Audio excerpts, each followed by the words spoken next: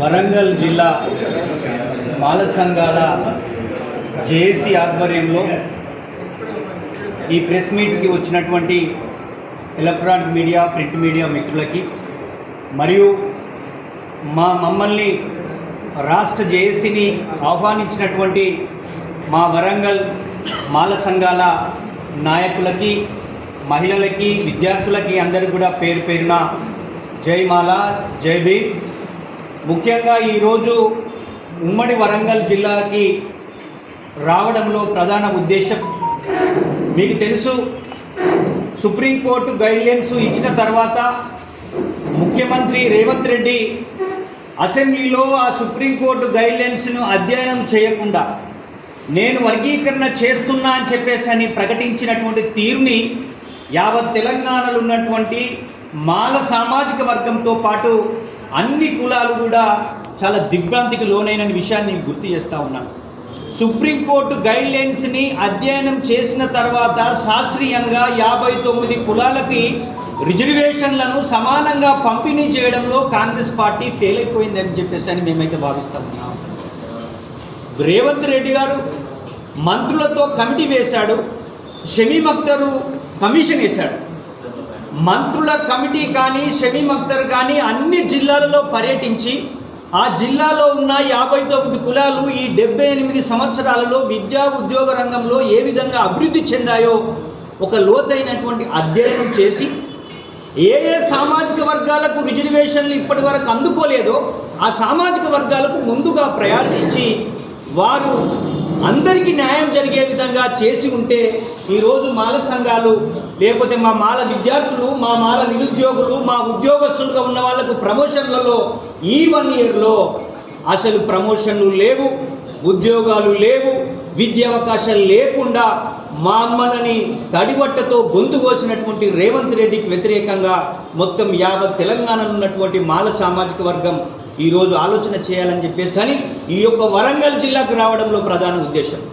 విద్యారంగంలో మాలలకు అన్యాయం జరిగింది, ఉద్యోగ అవకాశాలలో, అదేవిధంగా ప్రమోషన్లలో చూస్తూ ఉంటే ముఖ్యంగా మాల సామాజిక వర్గం రిజర్వేషన్ కోల్పోయింది. ముఖ్యమంత్రి గారు, మీరు వర్గీకరణ శాస్త్రీయంగా జరిగి ఉంటే మీరు నిజంగానే మాల సామాజిక వర్గానికి కూడా న్యాయం చేయాలి అని అనుకుని ఉంటే ఈరోజు ఏ ఉద్యోగాలలో కూడా మాలలకు 0 ఉద్యోగాలు లేకుండా ఉండే పరిస్థితి ఉండేది కాదని మేమైతే భావిస్తూ ఉన్నాం.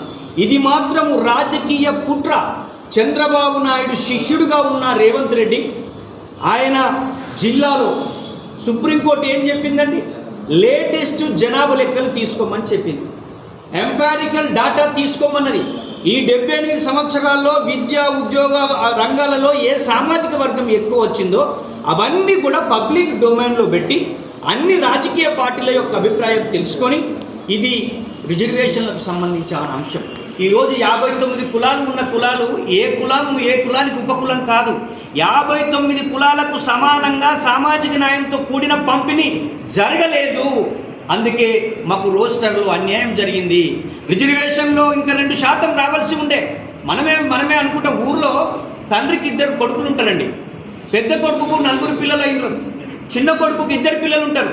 తండ్రికి ఉన్నటువంటి 5 ఎకరాల ఆస్తిని 2 కొడుకులకు 2.5 ఎకరాలు పంచుతారు. కానీ ఆయనకు 4 పిల్లలని 4 భాగాలు, ఈయనకు 2 అని 2 భాగాలు చేయరు.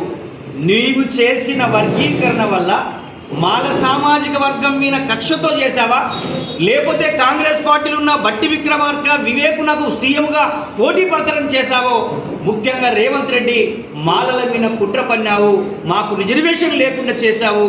అందుకే ఈరోజు తెలంగాణ రాష్ట్ర మాల సంఘాల జేఏసీగా అన్ని జిల్లాలు తిరుగుతూ మా విద్యార్థులను, మా యువకులను, మా మాల సంఘాలను, మాల మహిళలను ఈరోజు అందరినీ కలుస్తున్నాం. ఒక ప్రజా ఉద్యమ నిర్మాణం గురించి మేము డిమాండ్ చేస్తున్నటువంటి డిమాండ్ ఒకటే, మాకు ఇంకా 2% రిజర్వేషన్ అదనంగా ఇవ్వాల్సి ఉండే. మాకు 22 లోపు ఒక్క రోస్టర్ పాయింట్ లేదు. అంటే 22 లోపు బీసీలకు 6 రోస్టర్ పాయింట్లు ఉన్నాయి, ఓసీలకు 6 ఉన్నాయి, ఓపెన్లో ఉన్న వాళ్ళకు 6 ఉన్నాయి, ఎస్టీలకు 2 ఉన్నాయి, SC2 ఉన్న గ్రూప్ 3 ఉన్న మాదిగా మిగతా ఉపకులాలకు 2 ఉన్నాయి, ఈడబ్ల్యూఎస్ వాళ్ళకు 2 ఉన్నాయి, మన వికలాంగులకు కూడా 1 ఉంది. అంటే ఇన్ని కులాల కన్నా మాల సామాజిక వర్గం వాళ్ళకు అన్ని ఉద్యోగాలు, అన్ని రకాల వ్యాపారాలు, అన్ని వందల ఎకరాల భూములు ఉన్నాయా అంటే మాకు రిజర్వేషన్ లేకుండా చేసినావు కదా.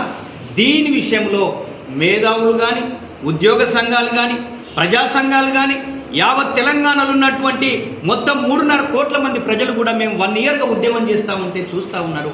అందులో భాగమే ఈరోజు వరంగల్ జిల్లా. ఈ వరంగల్ జిల్లా నుంచి కూడా ప్రాతినిధ్యాన్ని కూడా రాజకీయ ప్రాతినిధ్యం కావచ్చు, ఉద్యోగ రంగంలో ప్రాతినిధ్యం కావచ్చు, ఇక్కడున్న యూనివర్సిటీలో కావచ్చు, ఈ లెక్కలను తీసుకున్నారా అని చెప్పేసి మేము అడుగుదలుచుకున్నాం. ముఖ్యంగా మాల సామాజిక వర్గం రిజర్వేషన్ కోల్పోవడానికి ప్రధానమైన వ్యక్తి ఎవరంటే అది ముఖ్యమంత్రి రేవంత్ రెడ్డి గారికి మేము ఎక్కువ హెచ్చరిక చేయదలుచుకున్నాం. మీరు మన బడ్జెట్ సమావేశాలలో మీరు చేసిన వర్గీకరణ శాస్త్రీయంగా జరగలేదు, చారిత్రక తప్పిదం చేశాము, మాలలకు ద్రోహం చేశామని చెప్పేసి మీరు భావించి ఇప్పుడు జరిగేటువంటి బడ్జెట్ సమావేశంలోనే ఎస్సీ వర్గీకరణ చట్టాన్ని సవరించేటువంటి విధంగా మీ కార్యాచరణ ఉండాలని చెప్పి మేము డిమాండ్ చేస్తూ ఉన్నాం. ముఖ్యంగా మాకు 2% రిజర్వేషన్ రావాలి. 5% రిజర్వేషన్ ఇచ్చారు, 9% మిగతా గ్రూప్ 2లో ఉన్నటువంటి మాదిగా మిగతా ఉపకులాలకు ఇచ్చారు. గ్రూప్ 1లో ఉన్న సంచార కులాలకు 1% అని ఇచ్చారు. మరి రోస్టర్లో 2వ రోస్టర్ వాళ్ళకి ఇవ్వాలి కదా. గ్రూప్ 1లో ఉన్న వాళ్ళకి, గ్రూప్ 2లో ఉన్నటువంటి వాళ్ళకి 7 అయితే గ్రూప్ 3లో ఉన్న వాళ్ళకి మాకు 16వ రోస్టర్ వచ్చి ఉంటే ఈరోజు మా సామాజిక వర్గానికి ఇంత ఉద్యోగ అవకాశం లేకుండా పోయేటివి. నా డిమాండ్ ఒకటే, మాకు 2% రిజర్వేషన్, 20లోపు 2 రోస్టర్ పాయింట్లు. ముఖ్యమంత్రి, నువ్వు ఓటు బ్యాంకు రాజకీయాల కోసం నువ్వు చేసిన ఎత్తుగడలో నువ్వు ఏ పార్టీలో ఉన్న మాల సామాజిక వర్గం ఓడిస్తుంది ఒకవేళ మాకు న్యాయం చేయకపోతే. ముఖ్యంగా కాంగ్రెస్ పార్టీలో ఉన్నటువంటి డిప్యూటీ సీఎం బట్టి విక్రమార్క గారు కానీ, స్పీకర్ గారు కానీ, అదేవిధంగా వివేక్ గారు కానీ, మీరు మిగతా ఎమ్మెల్యేలు అందరూ కూడా మీరు మల్లికార్జున ఖార్గే దగ్గరికి వెళ్తారా, లేకపోతే రాహుల్ గాంధీ, సోనియా గాంధీ దగ్గరికి వెళ్తారా? మీకు 78 సంవత్సరాలుగా ఓటు బ్యాంకున్న మాలల్ని టీడీపీ నుంచి వచ్చినటువంటి ముఖ్యమంత్రిని చేసుకొని మనకు రిజర్వేషన్ లేకుండా గొంతు కోసాడు. మనకు రిజర్వేషన్, దేశంలో రిజర్వేషన్ లేకుండా చేసినటువంటి పార్టీ ముఖ్యమంత్రి రేవంత్ రెడ్డి. మా డిమాండ్ని ఈ సత్వరమే పరిష్కరించాలనేటువంటి డిమాండ్ తోటి ఈరోజు వరంగల్ జిల్లాలో ఉన్న దాదాపు ఉద్యమంలో మమేకమై చాలా బహిరంగ సభలు నిర్వహించినటువంటి మా నాయకత్వం అంతా వచ్చింది. ఇక్కడి నుంచి జిల్లా నుంచి మొదలై అది డివిజన్ నుంచి, నియోజకవర్గాల నుంచి, గ్రామ పునాదుల వరకు ఈ ఉద్యమాన్ని బలోపేతం చేస్తాం. మేము బలోపేతం చేయకముందే మాకు జరిగిన అన్యాయాన్ని పునర్సమీక్ష చేసి మాకు న్యాయమైనటువంటి అవకాశం ఇవ్వకపోతే ఖబర్దార్ ముఖ్యమంత్రి అని చెప్పడానికే మేము ఈ జిల్లాకు రావడం జరిగింది. ఈ జిల్లాలో ఉన్నటువంటి మాల సంఘాలన్నీ కూడా ఏకమై, విద్యార్థి సంఘాలు, యువజన సంఘాలు, మహిళా సంఘాలు పెద్ద ఎత్తున ఒక ప్రజా ఉద్యమానికి పిలుపునివ్వడానికే మేము రావడం జరిగింది. మమ్మల్ని ఇంత సాధారణంగా, ఇంత ప్రేమతో, ఆప్యాయతతో ఆహ్వానించినటువంటి మా వాళ్ళకు గుర్తు చేస్తూ ఉన్నాం. మనం మడమ తిప్పని పోరాటం చేయాలి. రిజర్వేషన్ల దేశంలో రిజర్వేషన్ లేకుండా చేసి ఈరోజు రాజ్యాంగం మార్చాలని చెప్పినటువంటి వ్యక్తులతో అంటగాగుతున్నటువంటి వ్యక్తులను కూడా మేము చెప్పదలుచుకున్నాం. బాబాసాహెబ్ అంబేద్కర్ని అవమానించినటువంటి మందకృష్ణ లాంటి వాళ్ళు మరి బాబాసాహెబ్ అంబేద్కర్ ఇచ్చిన రిజర్వేషన్ అడిగేటువంటి అర్హత, హక్కు ఉందని చెప్పేసి మేము ఇక్కడ నుంచి అడగదలుచుకున్నామనే విషయాన్ని గుర్తు చేస్తూ ఉన్నాం.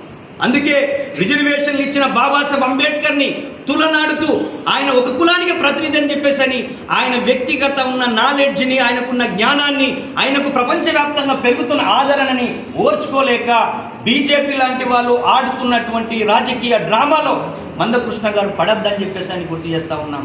నిజంగా నువ్వు అంబేద్కర్ వాదివైతే మాలలను, మాదిగలను కూర్చుండబెట్టి సామాజిక న్యాయం శాస్త్రీయంగా జరగాలని కోరుకునేటువంటి వాడివి కదా అని ఆయన గుర్తు చేస్తూ ఉన్నాం. ఆయన అంటాడు కదా, ఏ సామాజిక ఉద్యమం జరిగినా నేను ఉంటా అని చెప్పేసి. మరి ఈరోజు మాల సామాజిక వర్గంతో పాటు 26 కులాలకు విద్యా ఉద్యోగ రంగంలో 0% ఉద్యోగాలు ఉంటే ఎందుకు అడుగుతలేడని చెప్పేసి ప్రజా ఉద్యమకారుడిగా చెప్పబడుతున్నటువంటి మందకృష్ణను కూడా మేము అడగదలుచుకున్నాం. అందుకే ఈ వరంగల్ జిల్లాలో ఉన్న మా మాల సామాజిక వర్గం కూడా మీరు కూడా భయపడకుండా ప్రజా ఉద్యమాన్ని నిర్మాణం కాండి. దేని చూస్తూ ఉన్న 30-40 సంవత్సరాలుగా ఈ జిల్లా నుంచి రాజకీయ ప్రాతినిధ్యం లేదు, ఒక నామినేటెడ్ పదవి లేదు, ఒక ఎమ్మెల్యే పదవి లేదు, ఒక ఎంపీ పదవి లేదు. మరి ఈరోజు జనాభా అత్యంత 2%, 3% ఉన్నటువంటి వాళ్ళు అసెంబ్లీలలో ఉన్నారు, శాసన మండలిలో ఉన్నారు, ఎంపీలుగా ఉన్నారు. దీన్ని కూడా మనం పునరాలోచన చేయాల్సినటువంటి అవసరం ఉంది. ఈ వరంగల్ జిల్లా నుంచి ఒక ప్రజా ఉద్యమం మారాలి, అది రాజకీయ ఉద్యమంగా మారాలి. మనకు రిజర్వేషన్ లేకుండా చేసిన కాంగ్రెస్ పార్టీని ఖతం చేయాలని చెప్పేసి ఈ యొక్క ఉమ్మడి వరంగల్ జిల్లా ప్రజలకి విజ్ఞప్తి చేస్తూ మమ్మల్ని ఇంత పెద్ద ఎత్తున పిలిచిన మీ అందరూ కూడా పేరు పేరున జై మాల జై భీమ్. నా పేరు మాందల భాస్కర్, తెలంగాణ రాష్ట్ర